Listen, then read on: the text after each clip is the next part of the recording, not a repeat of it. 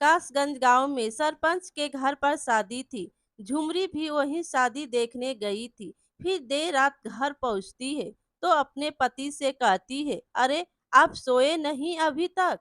वह सरपंच जी की पत्नी ने रोक लिया था कि जयमाल देखकर ही जाना। लड़का तो हीरा था, आईएएस अधिकारी था। वह दोनों की जोड़ी बहुत अच्छी लग रही थी। फिर बिरजू कहता है, हाँ झुमरी, मैंने देखा उन्हें। काश हमारा बेटा भी आईएएस अधिकारी बन जाए, बस यही सोच रहा हूँ तब से। तो झुमरी कहती है, भगवान पर भरोसा रखो, सब ठीक हो जाएगा। फिर बिरजू कहता है, हाँ उन्हीं पर भरोसा है। इस साल वह 12वीं पास कर लेगा। कॉलेज की पढ़ाई के लिए उसे शहर भेजना है। फिर झुमरी बोली, पर उसके लिए पैसे कहाँ से आएंगे। फिर बिरजू कहता है, इस बार फसल बहुत अच्छी हुई है। अगर इसी तरह 5-7 साल फसल अच्छी हो गई तो जगदीश की पढ़ाई के लिए नहीं सोचना पड़ेगा। कल फसल की कटाई भी करवानी है। फिर झुमरी कहती है, हे राम जी, हमारे इस सपने को पूरा कर देना। हमें आपसे और कुछ नहीं चाहिए। तभी बाहर बहुत जोरों से आवाज आती है। तो झुमरी कहती है, अरे बाहर यह कोलाहल कैसा, कहीं शादी में कोई गड़बड़ तो नहीं हो गई। तो बिरजू कहता है, रुको मैं अभी पता करके आता हूँ। तभी जगदीश दौड़ते हुए आता है और कहता है, पिताजी पिताजी गजब हो गया। तो बिरजू कहता है, अरे बेटा तुम हाफ क्यों रहे हो, बाहर यह शोर कैसा है। तो जगदीश कहता है, हमारे खेतों में आग लग गई है, बारात वाले के पटाखे से शायद आग लग गई। फिर बिरजू कहता है, ओहो बहुत बुरा हुआ, हमें खेत पर जाना होगा अभी। फिर झुमरी बोली, देखो जी ठीक से जाना, तुम्हारी तबीयत ठीक नहीं लग रही। जगदीश तू पिताजी के पीछे पीछे जा। बिरजू और जगदीश दोनों दौड़ते हुए अपने खेत पर पहुंचते हैं। वहां काफी भीड़ लगी हुई थी। कोई धूल मिट्टी से तो कोई पानी फेंककर खेत में लगी आग को बुझा रहा था। फिर बिरजू कहता है, हटो हटो मुझे आगे जाने दो। हे भगवान यह क्या हो गया, मैं तो पूरी तरह बर्बाद हो गया। फिर वहीं खड़े पंडित जी कहते हैं, बिरजू आगे मत जाओ, आग भयानक रूप ले चुकी है। भगवान पर भरोसा रखो, वह सब ठीक कर देंगे। फिर बिरजू कहता है, नहीं पंडित जी, अब कुछ नहीं हो सकता, मैं तो पूरी तरह से बर्बाद हो गया। इतना कहकर बिरजू वहीं पर बेहोश होकर गिर जाता है। फिर पंडित जी कहते हैं, अरे कोई पानी मारो बिरजू को, लगता है बेहोश हो गया। बिरजू को जगदीश और प्रेमचंद्र मिलकर घर ले आते हैं। करीब 1 सप्ताह तक घर में मातम छाया रहता है। तभी 12वीं क्लास की रिजल्ट पेपर में आता है। जगदीश का दोस्त महेश दौड़ता हुआ बिरजू के घर पर आता है और कहता है, जगदीश रिजल्ट आ गया है, हम दोनों फर्स्ट डिवीजन से पास हुए हैं। फिर जगदीश कहता है, क्या मैं पास हो गया।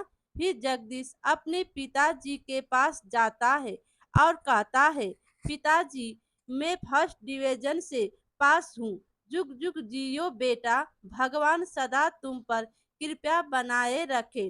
रात में सोते वक्त जगदीश की माँ जगदीश के पापा से कहती है, जगदीश की आगे की पढ़ाई के बारे में क्या सोचा है आपने, हमारे पास तो खाने के लिए भी पैसे नहीं है। फिर उसका शहर में पढ़ाई का खर्चा कहाँ से आएगा। फिर बिरजू कहता है, अपना खेत गिरवी रख देंगे। तो झुमरी कहती है, क्या अगर खेत गिरवी रख देंगे तो खेती कहाँ करेंगे और पैसे कैसे चुकाओगे और हम खाएंगे क्या। फिर बिरजू कहता है, शहर जाकर मजदूरी करेंगे। दूसरे दिन बिरजू सेठ धनी राम के पास जाता है। फिर सेठ धनी राम कहता है, आओ बिरजू कैसे आना हुआ, सुना है बेटा फर्स्ट डिवीजन से पास किया है। फिर बिरजू कहता है, हाँ सेठ जी, सब आप लोगों की कृपा है। फिर सेठ धनी राम कहते हैं, मेरा बेटा रमेश का भी कुछ नंबरों से फर्स्ट डिवीजन छूट गया, उसे शहर के टॉप कोचिंग में एडमिशन कराऊंगा। खैर छोड़ो और बताओ कैसे आना हुआ। तो बिरजू कहता है, मैं भी बेटे को शहर में पढ़ाना चाहता हूँ, पढ़ा लिखा कर आईएएस बनाना चाहता हूँ। फिर सेठ धनीराम कहते हैं, हाँ बहुत अच्छा सोचे हो।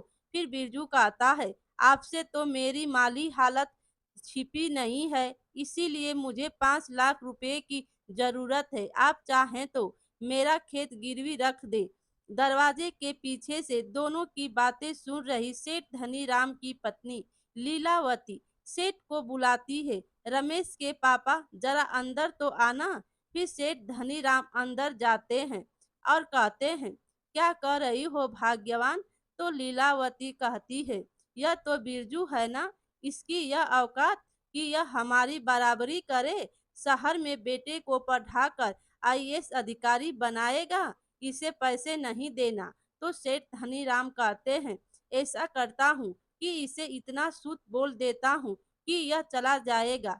फिर लीलावती कहती है, ठीक है। फिर से धनीराम बिरजू के पास जाते हैं और कहते हैं, हाँ तो बिरजू भाई देखो, अभी मेरे पास पैसे नहीं हैं, सब मार्केट में दिया हुआ है, लेकिन तुमने पहली बार मुंह खोला है, इसीलिए कुछ उपाय कर सकता हूँ।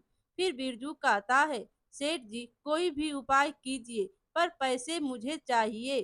फिर सेठ धनीराम कहते हैं, शहर में मेरा एक दोस्त है जो पैसे देता है, लेकिन वह बहुत ऊंची दर पर सूद लेता है।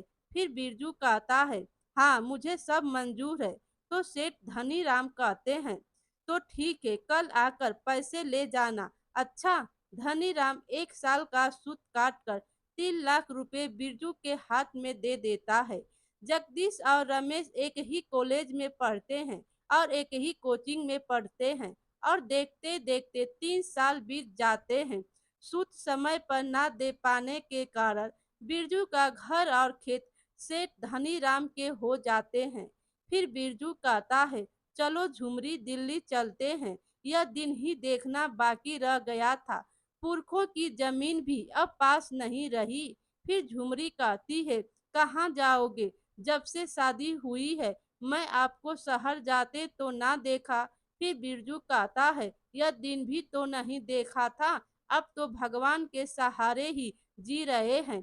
करीब 8 घंटे रेलगाड़ी चलने के बाद दिल्ली पहुंचते हैं। वहां से वह लोग पैदल ही काम ढूंढने के लिए निकल पड़ते हैं। फिर झुमरी कहती है, रुक जाओ, अब नहीं चला जाता, दम फूल रहा है मेरा। फिर बिरजू कहता है, अरे तुम्हारे पैर कितने फूल गए हैं, इनसे खून भी निकल रहा है। बिरजू सरकारी अस्पताल में झुमरी को भर्ती करवाता है। जो भी थोड़े बहुत पैसे थे वह सब दवाई में खर्च हो जाते हैं। फिर वह झुग्गी चाल के मालिक लाला सेठ से मिलता है और उनसे कहता है, लाला सेठ जी, खैराती अस्पताल में आपका बहुत नाम सुना है। मैं बिरजू हूँ और आज ही अपनी पत्नी के साथ गांव से आया हूँ। ना पैसे है ना रहने का ठिकाना, कृपया मदद करें। तो लाला सेठ कहते हैं, देखो बिरजू, मेरे पास कुछ रिक्शा है और तुम चाल में रह सकते हो, रिक्शा चलाकर गुजारा कर सकते हो, लेकिन किराया टाइम पर लूंगा, याद रखना। कुछ दिन बाद प्रेमचंद्र दिल्ली आता है और बिरजू से कहता है कि बिरजू, मैं सिर्फ यह बताने आया हूँ कि जगदीश ग्रेजुएशन के परीक्षा में पूरी यूनिवर्सिटी में टॉप आया है, यह देखो पेपर में उसकी फोटो छपी है। बिरजू पेपर देखकर कहता है, वाह, अब आईएएस की परीक्षा निकाल ले। बस इधर सेठ धनीराम के बेटे रमेश को एक चाय दुकान पर धूर्त पंडित चूड़दास मिल जाते हैं। चूड़दास चाय वाले से रमेश का पूरा डिटेल जान लेता है और कहता है, क्यों बच्चा, एक हाथ में सिगरेट और दूसरे हाथ में चाय का गिलास, लगता है तुमने परीक्षा नहीं किया है पास। यह सुनकर रमेश चौंक जाता है और कहता है, हाँ बाबा, लेकिन तुम्हें कैसे मालूम। फिर पंडित चूड़दास कहते हैं, दिव्य दृष्टि बेटा, मेरे पास दिव्य दृष्टि है जो तुम्हारा भूत वर्तमान भविष्य तीनों देख सकती है। फिर रमेश कहता है, अच्छा, तो मेरे बारे में क्या देख रही है, आपकी दिव्य दृष्टि। फिर पंडित चूड़दास कहते हैं, मैं यह भी देख रहा हूँ कि तुम्हारे ही गांव का एक लड़का पूरी यूनिवर्सिटी में टॉप और तुम हो गया स्टॉप।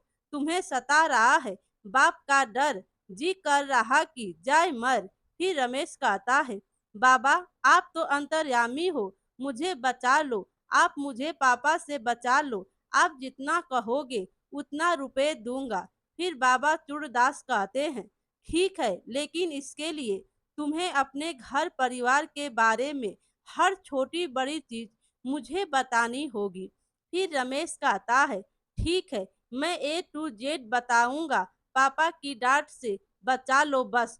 फिर चूड़दास कहता है, ठीक है, तो मैं भी वादा करता हूँ कि तुम्हें डांट तो दूर, तुम्हारी आरती उतारी जाएगी। लगभग एक सप्ताह तक रमेश से उसके घर परिवार के बारे में सब कुछ उगलवा कर रमेश के साथ बाबा चूड़दास उसके घर पहुंचते हैं। फिर रमेश कहता है, पापा ये बहुत पहुंचे हुए बाबा बहुत रिक्वेस्ट करने पर हमारे साथ आए हैं। तो सेठ धनी राम कहते हैं, देख लो लीलावती, तुम्हारा बेटा किसी भी छड़क छाप पंडित को बाबा समझकर अपने घर ले आता है। जाओ उसे कुछ पैसा देकर भगा दो। बहुत देखे ऐसे फकीर बाबा। तभी बाहर बैठा चूड़दास बोलता है, अलख निरंजन कहा गया, मेरा युवा दास मुझ पर नहीं है विश्वास, जा रहा है बाबा, जल्द होगा इस घर का सत्यानाश। तभी लीलावती आ जाती है और कहती है, प्रणाम बाबा। अरे बाबा मत जाइए, इनका तो काम ही है बक बक करना, सठिया गए हैं ये। तो चूड़दास कहता है, तुम बड़े घर की बेटी हो, इकलौती, शादी के वक्त धनी राम के पास था बस 2 जोड़ी धोती।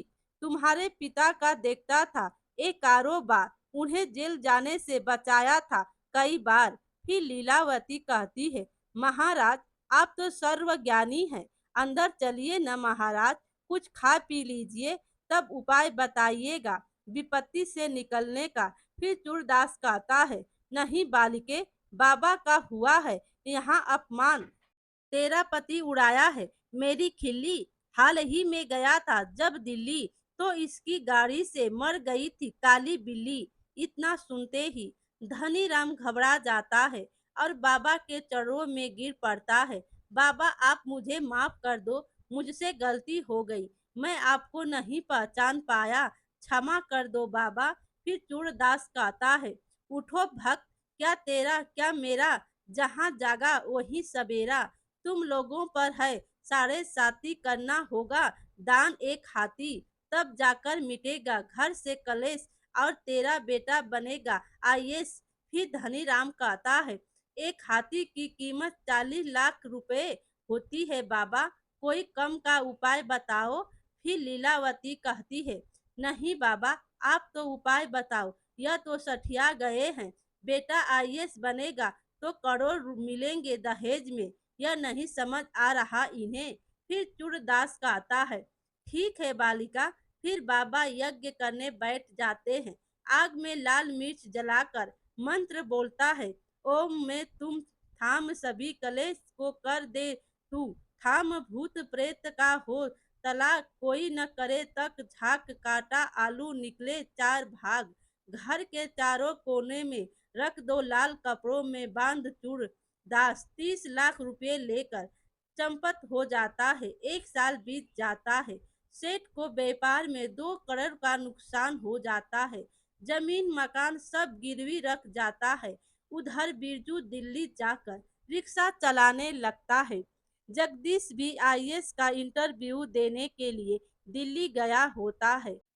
बिरजू जगदीश को अपनी और अचानक आता देख सकपका जाता है और रिक्शा दूसरी तरफ ले जाने लगता है। पर जगदीश उसी की रिक्शा की तरफ जाता है तो बिरजू अपने आप को कंबल से ढक लेता है। फिर जगदीश कहता है, अरे रिक्शा वाले बाबा कहाँ जा रहे हो, मुझे देर हो रही है, मेरा इंटरव्यू छूट जाएगा, ठंड में टाइम का पता नहीं चला। फिर बिरजू कहता है, मुझे दूसरी जगह इमरजेंसी में जाना है बेटा, कोई और दूसरी रिक्शा देख लो। तो जगदीश कहता है, इतनी ठंड में आपके अलावा कोई रिक्शा नहीं है यहाँ। मेरे माँ बाप का सपना टूट जाएगा बाबा, प्लीज हमें पहुँचा दो। बिरजू आसपास देखता है तो सच में कोई रिक्शा नहीं थी। वह हाँ जगदीश को रिक्शा में बिठाकर जल्दी से इंटरव्यू की जगह पहुंचा देता है। रिक्शा से उतरकर जगदीश कहता है, कितने पैसे हुए बाबा?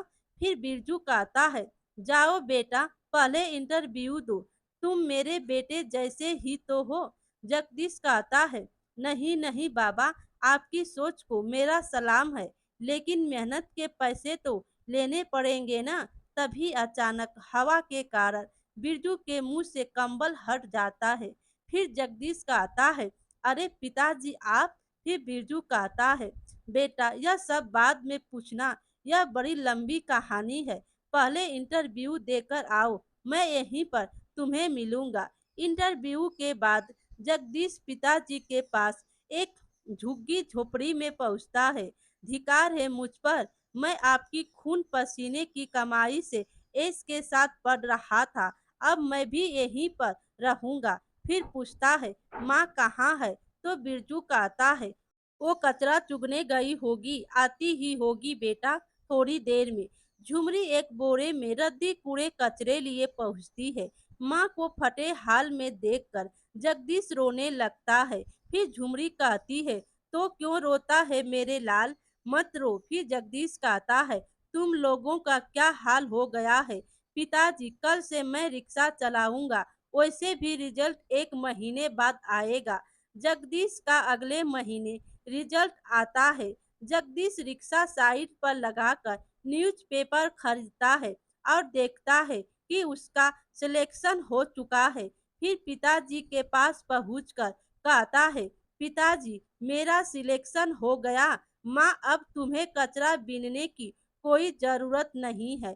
फिर बिरजू कहता है, वाह मेरे बेटे वाह, भगवान ऐसा बेटा सबको दे जो माँ बाप का सपना पूरा कर दे। मेरे प्यारे दोस्तों, कहानी अच्छी लगी हो तो लाइक कीजिए और अपने दोस्तों में भी शेयर कीजिए, और चैनल पर नए हो तो चैनल को सब्सक्राइब कीजिए। Thank you.